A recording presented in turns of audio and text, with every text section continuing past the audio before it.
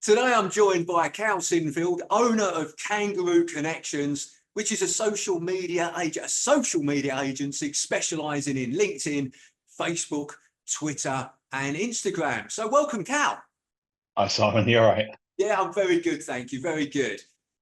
So look, Cale, tell us a bit more about Kangaroo Connections. Okay, we're a social media agency based down in Hastings, so on the coast. I get the joys of the sea and everything around us. We do social media management. That's all we do. It's a sort of a business that's developed over the last sort of 6-7 years, down to the fact that my answer is social media management is all we do. We've tried other things. We don't touch paid advertising. We don't do email marketing. We don't do SEO, websites, everything that you would or people expect a digital agency to do. We don't do any of them, and actually it helps us to put across our message and how we want to help businesses. We do social media management. So what that means is that we do social media for business owners, posting on their behalf, dealing with their customers' messages, dealing with reviews, and making sure that they've got a presence online, making a bit more noise online. That's what I like to say. We can make a bit more noise than they can. So for a business owner that really doesn't have the time, the energy, or even the interest to do it themselves, we can do that for them. Right, excellent. Look, thanks for that summary, Cal. And we'll delve down into that in a bit more detail in a bit, because I'd like to find out a bit more about what you're because you said you tried different things and you've moved into social media management. But let's go back a step before we get there, and actually what I'd like to find out first of all is what made you become a business owner? Why did you decide to become a business owner? I never wanted to be. It certainly wasn't something that I set out to do. When I was younger, I always wanted to be a manager. I think having experiences with bad managers, I always felt that it was something I wanted to do to help people, have a team around me and so on. So I did management training, worked for a great company in manufacturing, was there for about 10 years in St Leonard's, had a fantastic team around me, made some lovely friends, things that and the other. And then through redundancy and other bits and pieces, it took a different course really. And then it was just through that job and some other jobs, I'd done social media as part of my job to promote the company and so on. So social media was always of interest to me, and as a sociable person, it was always something that I enjoyed. And then it was really a case of when I was made redundant and I was sitting there thinking, right, what am I going to do next? I'd built up a good network. I had some people around me. It was, the truth be told, it was a dare. It was a dare from my sister. I've said that numerous times now across different interviews and things. Life, when a redundancy and things like that comes along, it can be a bit of a shock, and I was there were some relationship issues at the time as well, I think, and life just took that. Wow, what now? And I went down to my sister's, who lives in South Wales, and we sat there and literally started coming up with a bit of a plan about doing social media for businesses.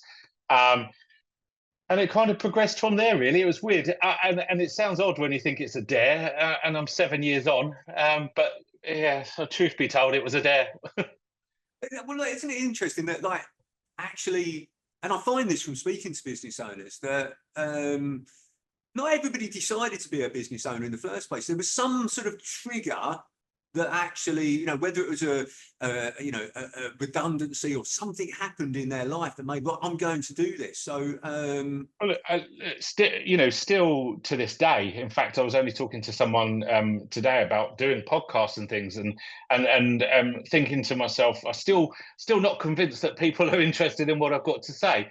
I've always, even though other people might look at me and think super confident, stand up, talk to anyone, blah, blah, blah, even my kids, oh my God, Dad, you talk to anyone. That's not always the case. And something like being a business owner, I mean, it's surprising to me now that I'm a business owner. But back then, oh, you could own your own business. No, I can't. I'm not intelligent enough. I'm not clever enough to have my own business. I mean, I've had to learn a lot along the way, but I mean, what's the term? Limiting beliefs.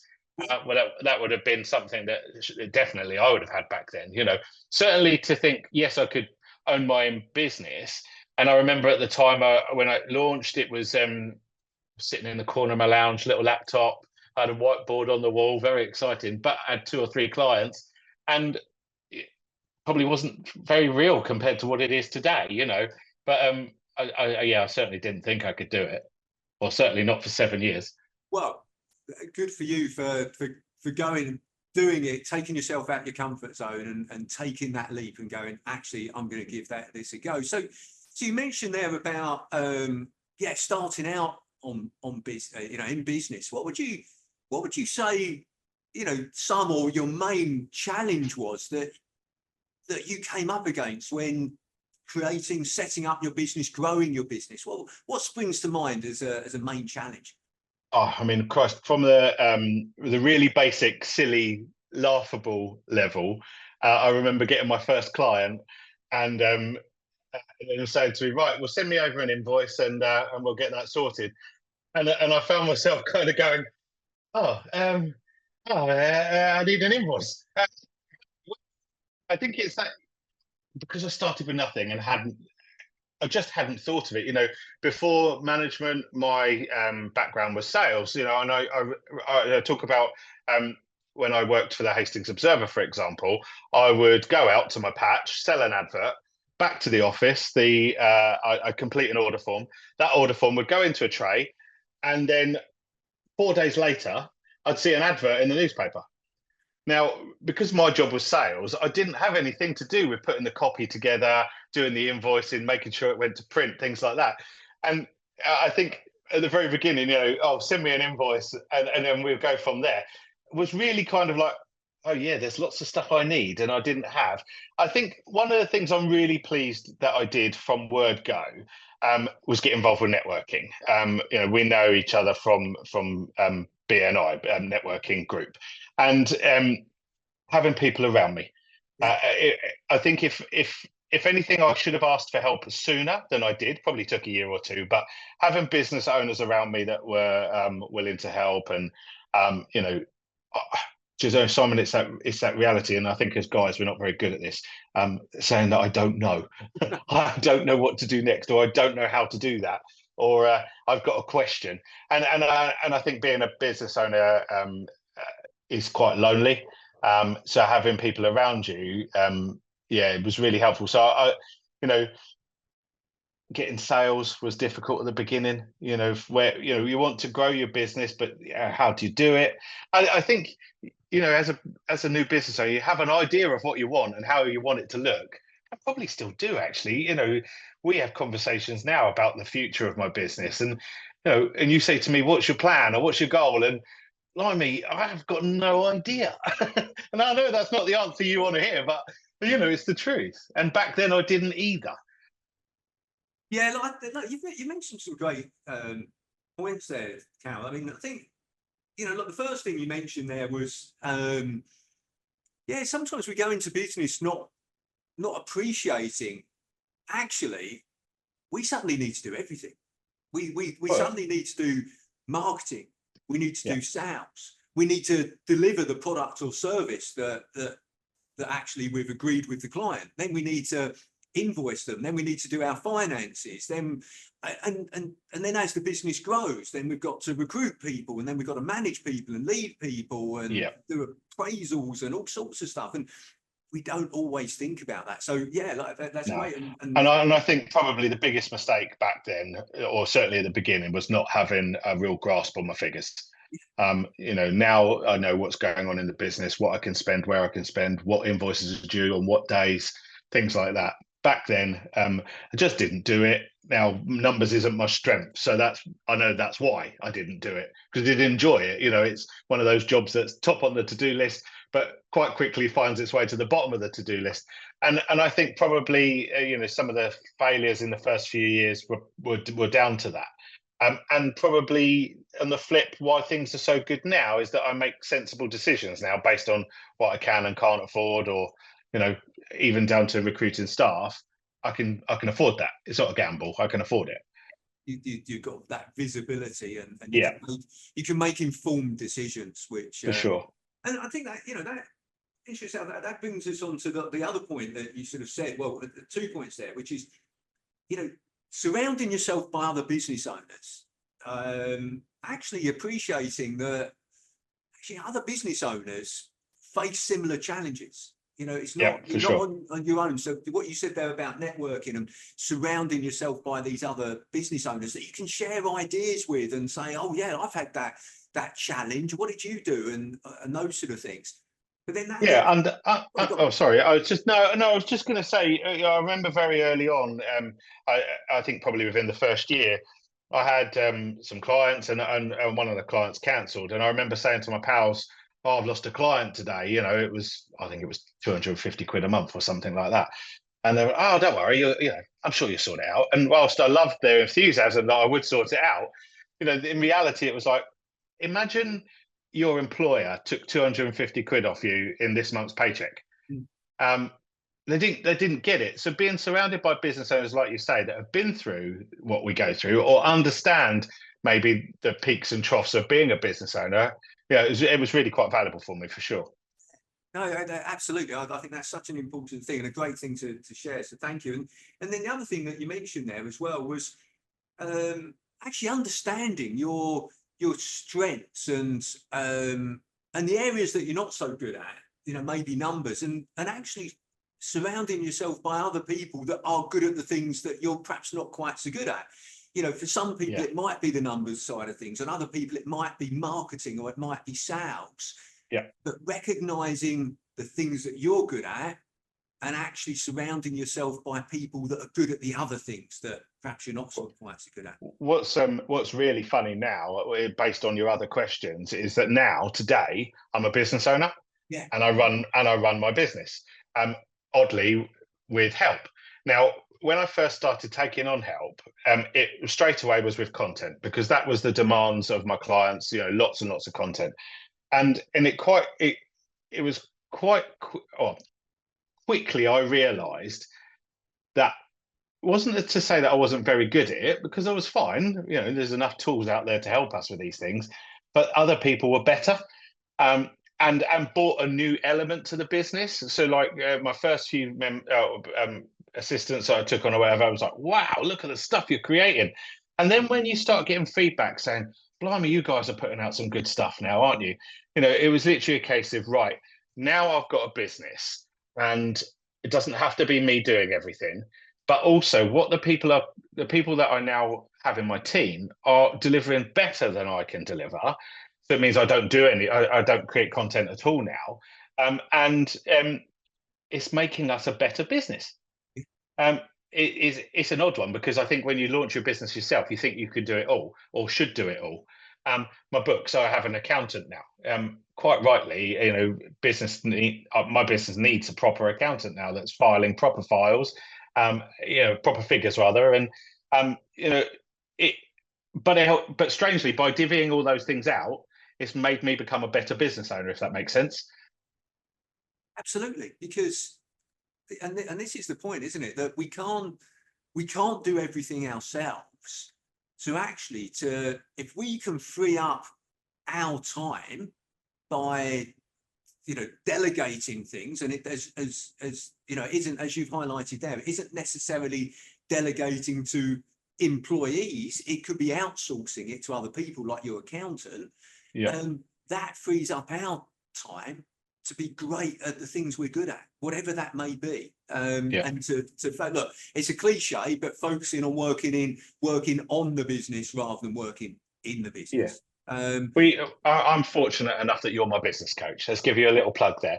And on that basis, I remember us saying, my business isn't growing, and my business isn't growing because I'm not out there growing it. Now, it's no fluke that the minute that I took on a full-time member of staff, business changed overnight, within a week or two, because suddenly I was back out networking, back out selling, and presenting the business out there. And now we have 2 full-time members of staff, and I wouldn't look back, because now the business can grow. I can work on the business, like you say, rather than in it. Yeah. Being glued to my screen all day, every day, wasn't growing my business at all. And I think, just to sort of emphasize that, what you worked out is firstly what you're good at and what you enjoy. Yeah. You're good at sales and you enjoy sales. Right. Okay. And that's where you can add value to your business. So you said, well, okay, well, let's surround myself with other people that can do the other things so I can invest the majority of my time in sales and getting the business in, which is something that you recognize. So Cale, you mentioned earlier on about you've specialized in social media management. Tell us a little bit about the journey on working out that was the area that you wanted to focus on with your business. Well, for starters, it went really bad in the first 2 or 3 sales calls. I remember sitting in front, I got an appointment, went to see a client, and it was like, oh, right, it's just social media, yeah. Do you do SEO? No, I'm afraid we don't. Do you do websites? No, I'm afraid we don't. Okay, do you help me with email marketing? No, I'm afraid we don't. That's not the best sales call ever, is it? When I'm constantly saying, no, I'm sorry, we can't help you with that. And look, there are full suite agencies out there that do the lot, and I can understand why a company would go to them, because it makes sense to get them to do everything. But we've done coaching through lockdown. I did some online coachings and some online workshops. They've worked really well. We've done some face-to-face workshops, but I think the demand for that isn't as high as it maybe once was. I think people understand social media a little bit more now, and actually it started becoming easier to not just sell, but to manage from a process point of view and things. By focusing on the one thing, it's actually made us start to get better at that one thing. And along the line, but I also think that if you're not good at something, don't try and fake it. Could I do email marketing? Yes, I could. Of course I could. There are apps out there, there are programs out there. I'm not a silly guy, I can figure it out. And if you said to me, Cale, can you do some email marketing? Here's a list. We could knock something together. Of course we could. But I would be knocking it together, and I wouldn't really know how to judge the responses. I do help my friends, business owners, with all of those kind of things. I love helping people. That's not what we do as a business. Yeah. As a business, we have one offering. So think about my social media, my website, my pitch when I go networking. It's all about one thing. And I think for me, get good at one thing. Yeah. I like that. That's great. I think that's great advice. So work out that thing that you're good at, where you can add value to businesses. That's something that business owners need. And what you've done is you've identified through that. And I know from working with you that took a lot. It took a bit of time to work out. Yeah. Okay, right. What is that? But you've sort of found your niche now in terms of, right, we're good at this, we can add value, people need it, right, okay, that's what we're going to focus on, and we're going to be the best social media marketing sort of business out there. That's what we're going to be. And what's nice now is that you hear people now saying, Cale does my social media, Cale does my social media. And even for them, it's off their lips. One thing, Cale does my social media. I don't, and that helps us figure out the types of clients that we want as well. The smaller businesses, maybe the 1-2 man bands that just need a bit of help with their social media. Cale does my social media, and it's easy to hand it over. They literally, I've taken on a client today. They're a business they haven't got any presence online. They want to make some noise. They're literally handing it over. Yeah. And for us and the client, it's become quite an easy. The pieces are going together nicely. Yeah. So you've identified your target market there. You've said, right, we're not going to be all things to all people. We're going to focus on our niche and make sure we deliver what it is that they want. Okay, I like that. Yeah. I like that, Cale. So what would you say is one of your biggest learnings since you've been in business? Oh, blimey. Listen to you. How about that? Hey, that's a good answer, that one, isn't it? Eh? I give brownie points for that one. Yeah. But joking aside, yes, absolutely listening to advice from people. I think not having not having control of my figures early on was a muck up. Not taking it seriously. I think it was only probably in the last year or so, really, when we rebranded and stuff, that things got serious and the business started making some money, and it's a good business now. And conversations with the accountant about how good things are and stuff. It's really nice. And I think probably because that limiting belief of, oh, can I do this? Can I really do this? I remember everyone saying, "Oh, if you 5 years, you've nailed it." Well, I'm 7 years now. Been doing this. I'm not mucking about, and I'm running a business. Actually, I had a conversation today about the importance now for me to do well is not just about me anymore. I don't want to have to reduce my 2 team members' hours. Do you know what I mean? I've got a responsibility now of bringing in sales, earning the money, but not just for me anymore, but for other people. And I think I probably didn't take it serious enough. No, that sounds a little bit silly, actually. I just didn't realise what I had, or the potential that I had. And I get what you mean by you didn't take it sort of seriously enough, and I know you don't mean that as the way it sounds, but actually I think you summarised it well there. Is you didn't realise what you had, and the opportunity that was there to build a business, to help people, to build a team. I think. Do you know what? It's the way we're brought up, isn't it? It's that when I wanted to be a manager, deep down it was because I wanted to tell people what to do. Yeah. As simple as that. And being a business owner, that's because I want to knock off early on a Friday. Well, that's me not taking it seriously. I've become a very good manager when I cared about my staff and worried about achieving good results. I became a good business owner when I work hard now, and I network, and I get up early. I do all the things that I want to do, and knocking off early on a Friday may happen every now and then, but not as often as maybe as it did. So I think taking it serious, what I mean by taking it seriously is committing to it and knowing that it's a full-time responsibility. It's not just a hobby, owning a business. It's my job. Yeah. Yeah. Okay. No, I like that. I think that's great. A great share there. So, and what advice would you give anybody that was thinking of going out into business and starting a business themselves? Do it. Absolutely. If you've got an idea, go for it, because it's been great fun. And I've learned lots along the way, made lots of friends, got some new skills and things. I think don't try and do it all yourself. Absolutely would be the start. I think one of our sessions was about when taking on staff was, can you afford to do it? Of course you can't, because as a new business owner, you don't have any money, or there's not a lot of coming in type thing. But finding a way to get help and finding the money. So things like, a bookkeeper might cost you £20 an hour, let's say. Well, take that bookkeeping off your desk and it costs you 20 quid, because at the beginning you only have probably an hour's worth. It'd be the best £20 you ever spend, because suddenly there's a big headache that's not there anymore. I think get help at the beginning. But I think in my whole life, I wish I'd asked for help more often.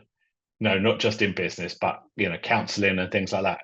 Don't try and do everything yourself. It's, and you mentioned it earlier, but yeah, particularly as men, we can find it difficult to ask for help because we've got that bravado, and I think actually the great thing in society nowadays is actually there is a lot of promotion now about people asking for help, and in particular men asking for help, Sure. whether that's relating to business or mental health or physical health or anything, but actually asking for that help. And I think that's a great thing that I'm seeing in the community today. So yeah, I think echoing that point that you've done there is really important. And what I'm just gonna sort of pick up on something you said there, because when you were talking about recruiting somebody, actually, the thing to think about is this an investment? Yeah. Is investing £20 in a bookkeeper and accountant a great investment?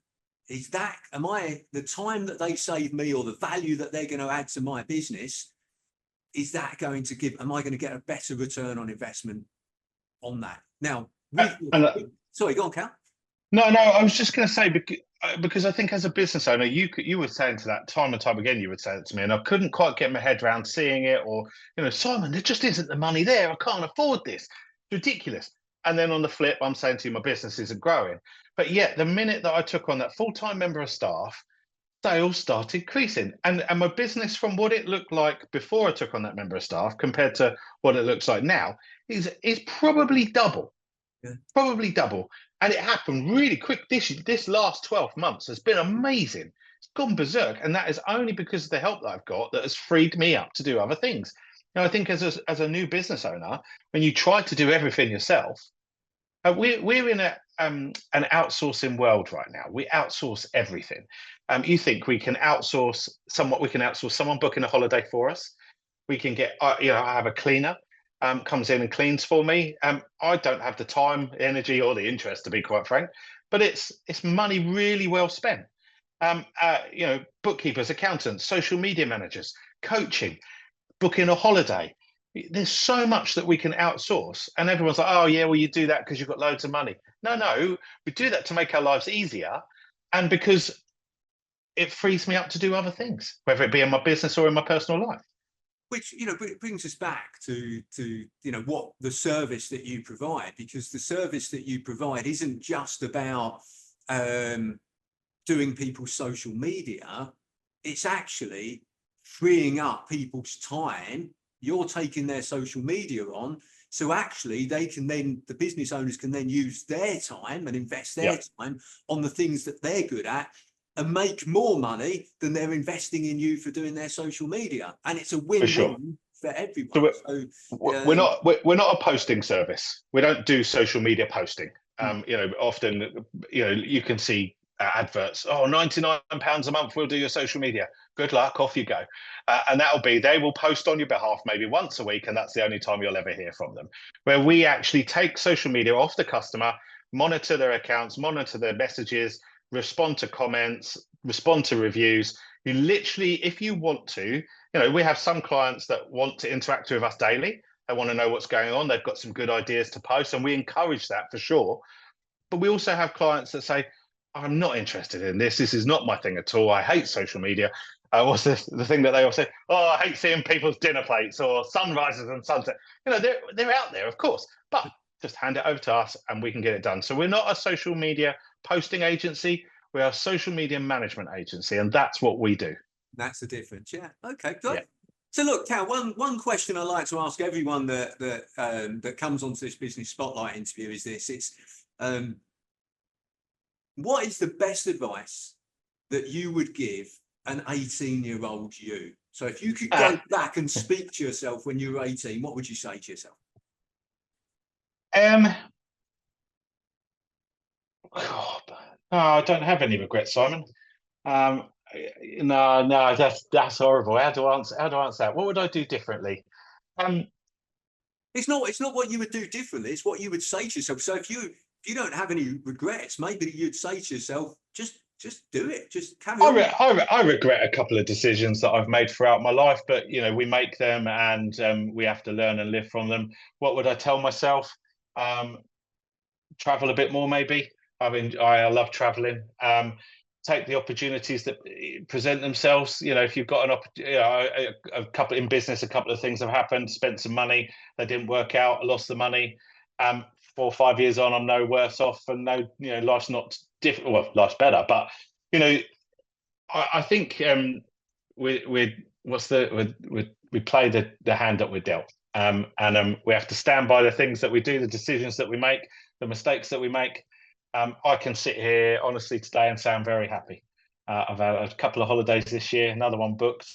Through our sessions, we talked about having goals, personal goals, working hard. We're going to go to Florida in March next year, something that I never, ever, ever thought that I would do.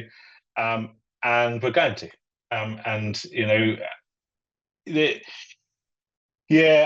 What would I tell myself to do differently? carry on, keep doing what you're doing. I like it. Like it. Well, look, Cal, I picked up some great things from talking, with you today, and I think just to run through just a couple of those things. I mean, the first thing is for new business owners, make sure you're aware of what being a business owner involves. And then you said about surrounding yourself by great people, by other business owners, Yeah. But also people that can support you in your business as well. Know your numbers was another one that you mentioned there. Yeah. Focus on one thing that you're good at. Focus on that. Find the one thing that you're good at, and then we talked a little bit there about knowing your target market. Right? Okay. What is it that I'm good at, and who is it that needs that particular service? Yeah. All right. So I guess then, if I was going to say something to myself back then, I'd say, before you launch your business, find out your target market, find out how to do your numbers, find out what products and services you want to sell. Because probably over 7 years, it's changed so much. I describe them a bit like Trigger's broom. I've got 7 new handles and had 5 new heads, but it's the same broom. I've been in social media 7 years, but it's changed quite a bit, had some different names and things along the way, and so on. So yeah, a friend of mine runs a copywriting business, and she says, if you're going to launch something, have an audience first. Things like that, really. That would probably be my advice to myself. Do a bit more research before you dive in. That's good advice. Good advice. And then you mentioned a couple of the other things mentioned there was, listen to others. And by the way, I think it's great to listen to others. You don't always need to do what they tell you to do, but to listen and then make your own decisions, I think is really, really important. And probably one of the biggest things that I picked up from this discussion, Cal, is don't be afraid to ask for help. So I think that was a great share that you've shared with us all there. So look, Cal, I appreciate you taking the time to speak with me today and sharing more about your business and also your journey. So thanks very much.